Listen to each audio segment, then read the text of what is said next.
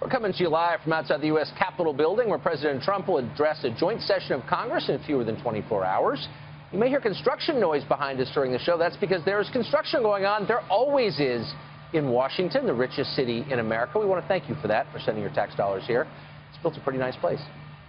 Well, Bill Nye, the science guy, is now aspiring to a new title, Bill Nye, the psychoanalyst guy. During a Facebook Live event with Senator Bernie Sanders today, the mechanical engineer and TV personality said, skeptics of global warming suffer from the psychological delusion of cognitive dissonance. It's a slight bump up from last year when he was open to the idea of imprisoning skeptics, global warming, as war criminals. Is that the choice? Bellevue or Nuremberg? Bill Nye joins us now. Bill, it's great to see you. That doesn't sound like science to me, Bill Nye, the science guy. That sounds like something very different. So cognitive dissonance is not a delusion. It's a feature. It's human nature. So we in the science community are looking for an explanation why climate change deniers, or extreme skeptics, do not accept the overwhelming scientific evidence for climate change. And the most reasonable explanation is you have a worldview, and then you have evidence, and the evidence disagrees with your worldview, so you deny the evidence. And then along with that, you deny the authorities that are providing the evidence. Now, if you have a better hypothesis for why climate deniers deny the overwhelming scientific evidence, bring it on. It's not a delusion. It's just like the fox and the grapes. Well, he can't reach the grapes, so he says the grapes are no good. Look, people do come to every debate with preconceptions, and you're right about that, of course. But the essence of science is extreme skepticism. We always ought to be asking ourselves, is my hypothesis true? I'm a member of both skeptic organizations, Mr. Carlson, and this is climate change denial is denial. The evidence is overwhelming.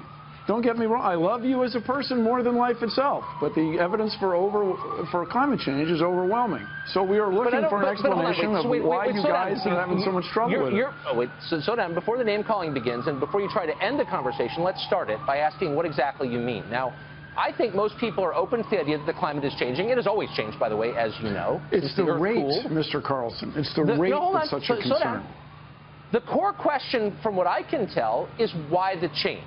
Is it part of the endless cycle of climate change, or is human activity causing it? That seems to be the debate to me, and it seems an open question, not a settled question, to what degree human activity is causing that. Is that not an open question? It's not an open question. It's a settled question. Human activity is causing climate change. To what degree? To a degree that it's a very serious problem in the next few decades. But wait, stop. Wait, no, you said it's a settled point, and I'm asking a very precise question. It's a settled point. Then if you'll elucidate it for me, I'd be grateful. To what degree is climate change caused by human activity? Is 100% of climate change is caused by human activity? Is it 74.3%? It's settled science. Please tell us to what degree human activity is responsible. So the word degree is a word that you chose.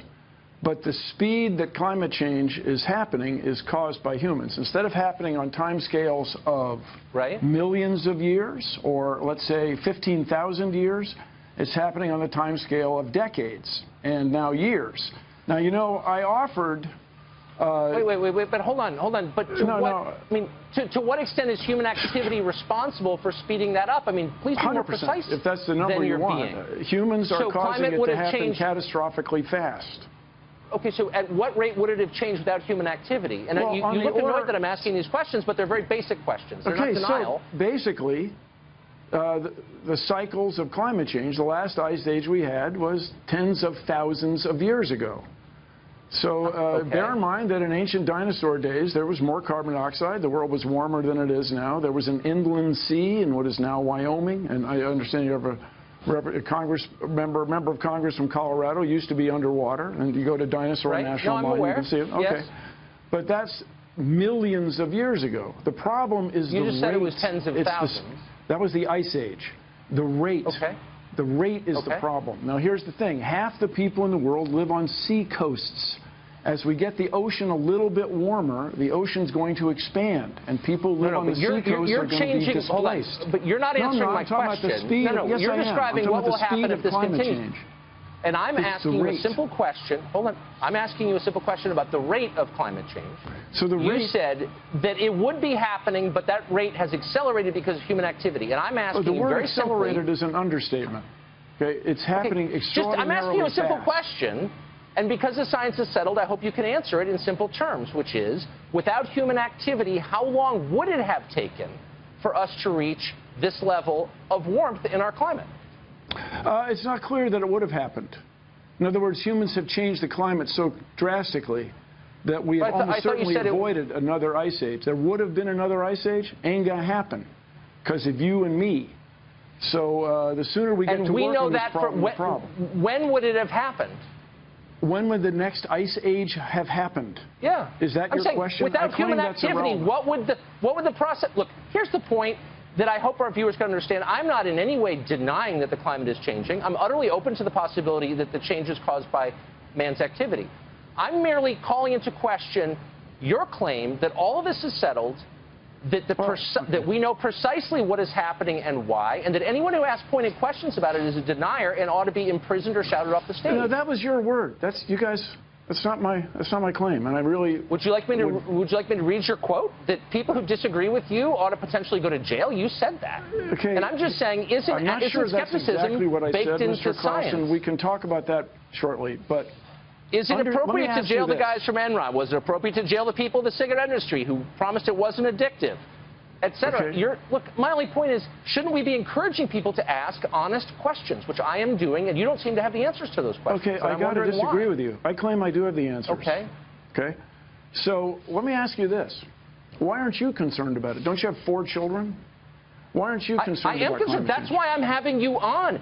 Look, you don't reach correct conclusions in science or politics or any other field unless you can ask honest answers without being shouted down by people like you. But I know what you mean. So no, I do mean ask. I want to know what would happen without human activity. The climate change. No, it's a simple question. The climate is always changing. You've conceded that. You're saying that human activity has increased the speed. Yeah. Increases the speed of that change. And my point is, what would the climate look like right now without human activity? At what point would it have warmed or cooled? Britain would not be very well suited to growing. Yes, Britain would not be very well suited to growing grapes as it is today. French winemakers would not be buying land to the north as they are now. People who plan to run ski resorts would still be able to do it in Europe. And so the climate change and the parasites. You're using the language of politics. Look, you're not a scientist, as you know. You're a popularizer, and I just think, and that's fine. Of economics. But so I'm just saying, look, to the extent that you prevent people, if you prevent people from having an honest conversation, you're doing a grave disservice to science. Don't you think that? So you asked how long it would be before, what the climate would be like if humans weren't involved right now. Is that right? Yeah. Yes, that's exactly right. So at what point would it have changed? And I'm just saying, you don't actually know because it's unknowable. So why aren't you open to questions? This is how long it takes you to interrupt me, okay? It takes you quite a bit less than 6 seconds. So the climate would be like it was in 1750. And economics would be that you could not grow wine-worthy grapes in Britain as you can today because the climate is changing. The use of pesticides in the Midwest would not be increasing because the parasites are showing up sooner or the pests are showing up sooner and hanging around longer. I think that's probably all true, but you would not be overwhelmed by pine bark beetles as it is because of climate change. That's how the world would be different if it weren't for humans. You pretend that you know, but you don't know, and you bully people who ask you questions. I really have to disagree with you. I spent a lot of time with this topic. I'm open-minded. You are not, and we're out of time, unfortunately. Thank you for joining us. You guys are the mainstream media. And I can tell you why they're leaks. Because the president has created 2 factions in his administration. They don't like each other. So they leak. It's not from the outside, it's from the inside. Carry on, Mr. Carlson. I'm sure we will cross paths again. That's a very ominous thing to say. I don't know what it means, but come back anytime.